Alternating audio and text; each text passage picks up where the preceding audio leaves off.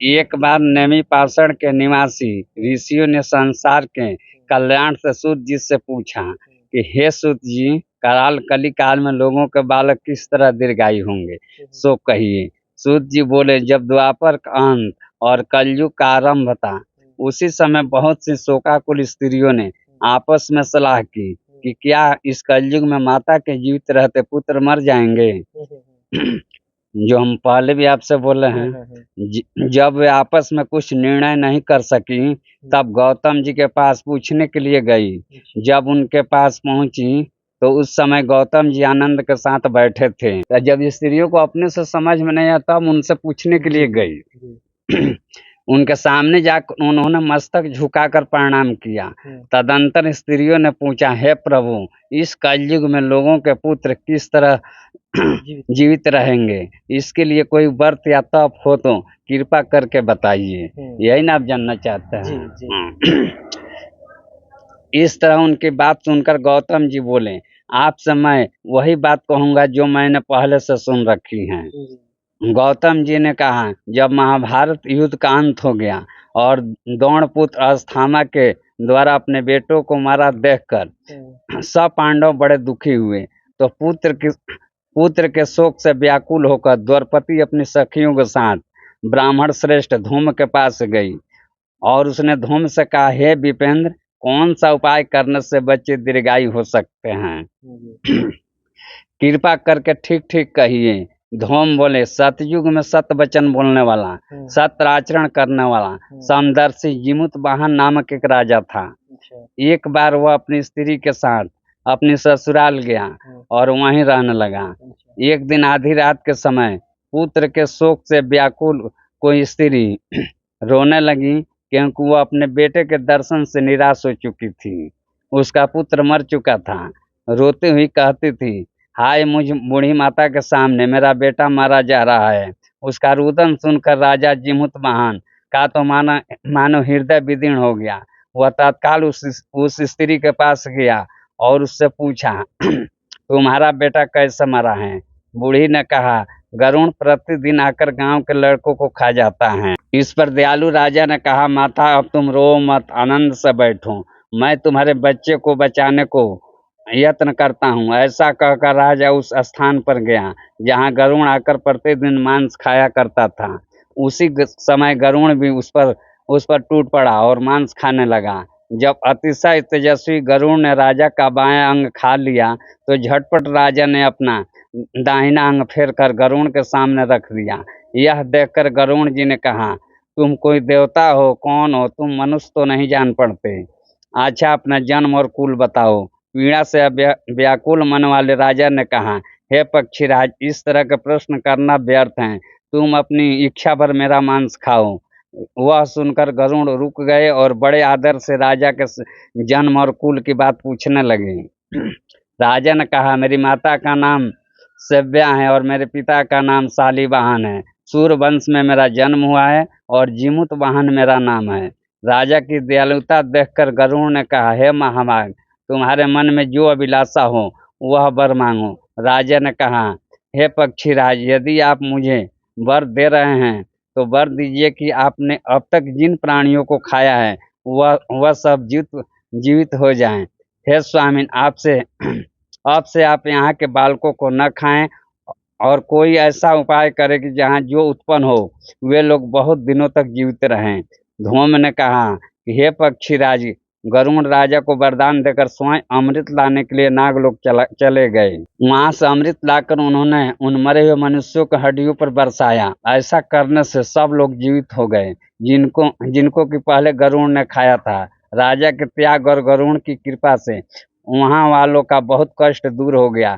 उस समय राजा के शरीर की शोभा दूनी हो गई थी।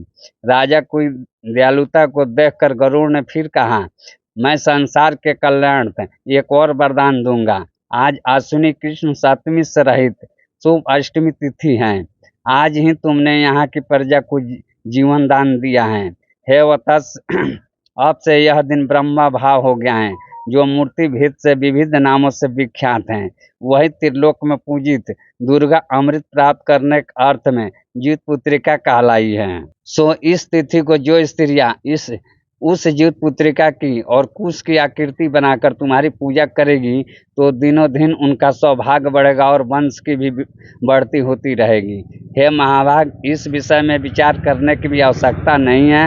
हे राजन, सप्तमी से रहित और उदया तिथि की अष्टमी को व्रत करें, यानी सप्तमी विद अष्टमी जिस दिन हो उस दिन व्रत न कर शुद्ध अष्टमी को व्रत करें और नवमी में पारण करें। यदि इस पर ध्यान न दिया गया तो फल नष्ट हो ही जाएगा और सौभाग्य तो अवश्य नष्ट हो जाएगा।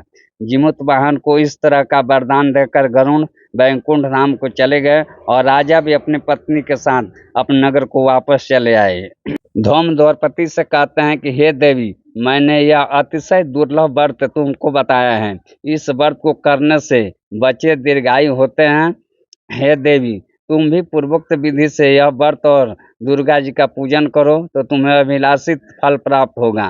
मुनिराज धूम की बात सुनकर द्रौपदी के हृदय में एक प्रकार का कौतूहल उत्पन्न हुआ और पूर्ववासिनी स्त्रियों को बुलाकर उनके साथ वह उत्तम व्रत किया।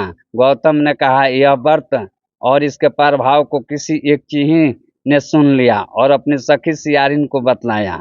इसके बाद पीपल के वृक्ष की शाखा पर बैठकर उस चीढ़ी ने और उस चीह ने और उस वृक्ष के खोते में बैठकर सियारी ने भी व्रत किया। फिर वही चीही किसी उत्तम ब्राह्मण के मुंह से यह कथा सुनाई और पीपल के खोते में बैठी हुई अपनी सखी को सुनाया।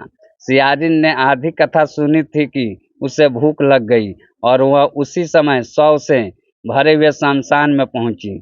वहां उसने इच्छा भर मांस का भोजन किया और चीही बिना कुछ खाए पिए रह गई और सवेरा हो गया। सवेरे वह गौशाले में गई और वहां गौ का दूध पिया। इस तरह नवमी को उसने पारण किया।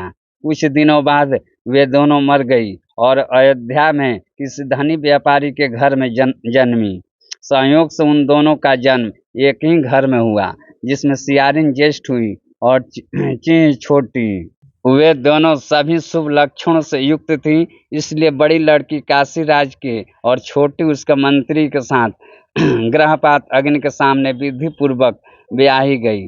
पूर्व जन्म के कर्म फल से वह मृगनयनी रानी हुई। जिस किसी भी संतान को उत्पन्न करती वह मर जाती थी और पूर्व जन्म की बातों को स्मरण करने वाली मंत्री की पत्नी ने 8 वसुओं से साधु तेजस्वी 8 बेटे उत्पन्न किए और सभी जीवित रह गए।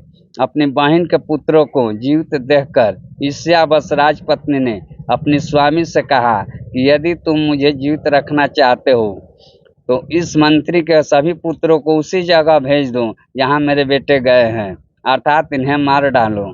यह सुनकर राजा ने उस मंत्री के पुत्रों को मारने के लिए कई प्रकार के उद्योग किए, पर मंत्री पत्नी ने जीवित पुत्रिका के पूर्ण बल से बचा लिया। एक दिन राजा ने अपने आदमियों से उन पुत्रों का सिर कटवाकर पिटारी में रखवाया और वह पिटारी उनकी माता मंत्री पत्नी के पास भेज दिया, किंतु वे 8 सिर बेशकीमती जवाहरात हो गए और भले चंगे वे 8 लड़के अपनी माता के पास वापस चले गए। उनको देखकर राजपत्नी को बड़ा विस्मय हुआ। अंत में वह मंत्री की पत्नी के पास आई और उसने पूछा, बहन, तुमने कौन सा ऐसा पुण्य किया है जिससे बार बार मारे जाने पर भी तुम्हारे बेटे नहीं मरते? इस पर मंत्री की पत्नी ने कहा, पूर्व जन्म में मैं चीह थी और तुम सियारी, दोनों ने व्रत किया था।